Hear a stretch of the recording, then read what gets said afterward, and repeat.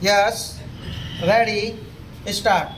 Sir, I rise to support the demands that have been placed before the House by the Home Minister. Sir, I need not remind the House that this year the Home Ministry's demands are being discussed in a context which can be described as almost unexampled.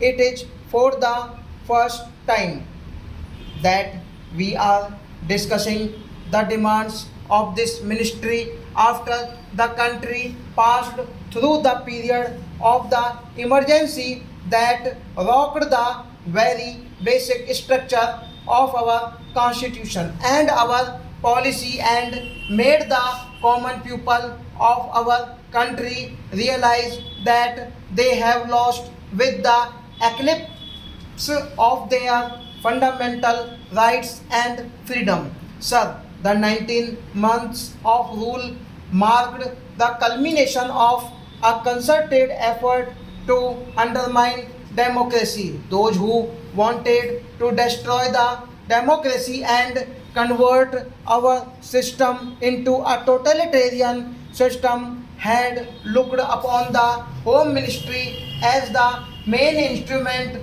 for forcing their will on the nation.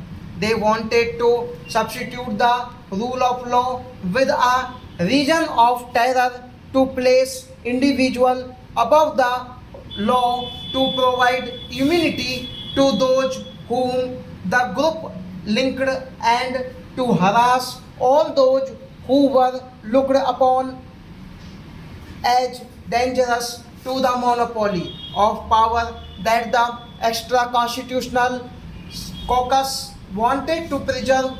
The then Home Minister was himself a captive of this caucus. It was practically a totalitarian regime and was therefore bound to be a police regime. That is why I would request the Home Ministry that the whole police department should be thoroughly overhauled.